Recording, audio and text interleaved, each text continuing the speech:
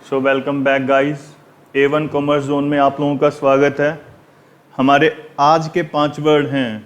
पहला है accommodating item, then aggregate demand, then aggregate supply, then appreciation in domestic currency and last autonomous consumption.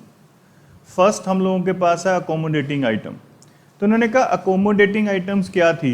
Basically accommodating items वो transactions थी जो balance of payment में जो gap आता है ना बेटे, उसको कवर करने के लिए यूज की जाती है। गैप कैसे हमने किया था, बैलेंस ऑफ पेमेंट में क्या था, रेस्ट ऑफ वर्ल्ड से हम लोग क्या करते हैं, कुछ रिसीव करते हैं, उनको कुछ क्या करते हैं, पे करते हैं। तो कई बार रिसीविंग क्या हो जाती है ज़्यादा, पेमेंट क्या हो जाती है कम, और कई बार पेमेंट क्या हो जाती है ज़्यादा और रिसीविंग क्या हो जाती है कम। तो जब रिसीविंग कम हो पेमेंट ज़्यादा हो उसको बोलते हैं डेफिसिट, और अगर रिसीविंग ज़्यादा है पेमेंट कम है दैट इज कॉल्ड सरप्लस। तो हम लोगों को क्या करना होता है, जो बैलेंस ऑफ पेमेंट है ना उसको इक्वल करना होता है, राइट, इक्वल टू जीरो आना चाहिए।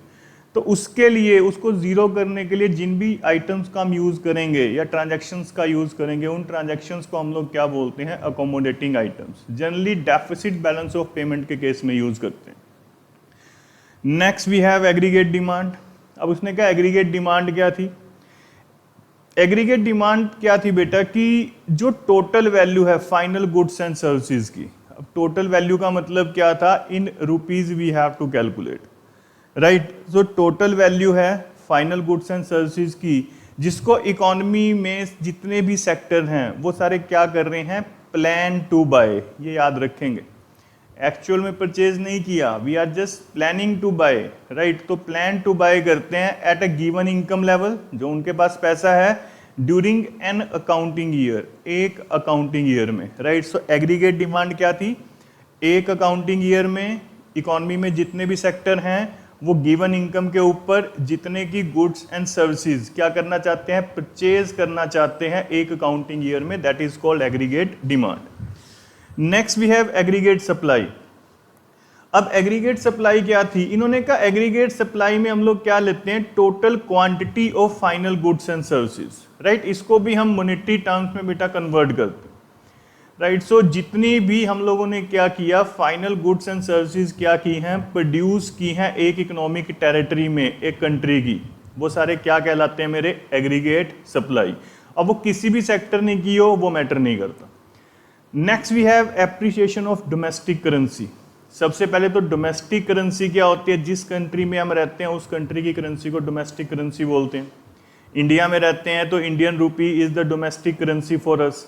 सो उसने कहा when the price of foreign currency से इंडियन से dollar, right, in terms of domestic currency से रुपीज फॉल्स, मीन्स अगर डॉलर का प्राइस इंडियन करेंसी के अगेंस्ट में कम हो जाएगा, that is called appreciation of domestic currency. कैसे हो जाएगा, मैंने कहा पहले 60 रुपए का $1 था, अब वो डॉलर 58 रुपीज का मिलता।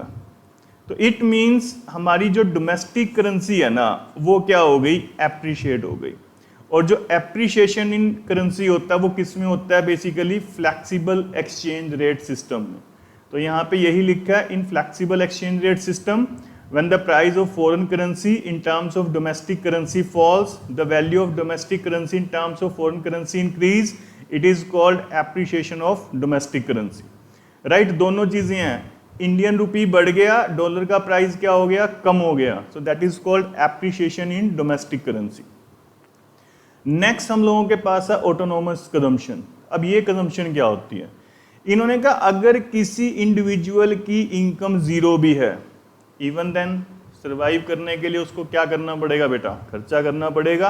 तो सर्वाइव करने के लिए जितना भी वो कंजम्पशन के ऊपर एक्सपेंडिचर करेगा, किस लेवल पे, जीरो इनकम लेवल पे, दैट एक्सपेंडिचर और that amount whatever he spend, that is called autonomous consumption बेटा, राइट। सो आज के लिए इतना ही, next we will do in next lecture. Thanks a lot, have a nice day.